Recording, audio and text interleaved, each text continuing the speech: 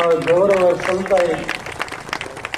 ನೀವೆಲ್ಲ ನೋಡ್ತಾ ಇದ್ದೀರಿ, ಇವತ್ತಿನ ದಿನಮಾನಗಳಲ್ಲಿ ಅವರವರ ಧರ್ಮಕ್ಕೆ, ಅವರವರ ಜಾತಿ ಜನಾಂಗಕ್ಕೆ ಒಳ್ಳೆಯದಾಗಲಿ ಅಂತ ಹೇಳೋರು ಬಹಳ ಜನ.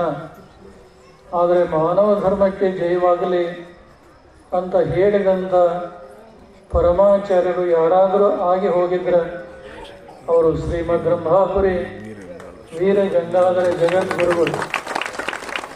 ಈ ಘೋಷಣೆಯನ್ನು ಅವರು ಮಾಡಿದಂಥ ಸಂದರ್ಭದಲ್ಲಿ ಕೆಲವು ಜನ ಮೂಗು ಮುರಿದರು.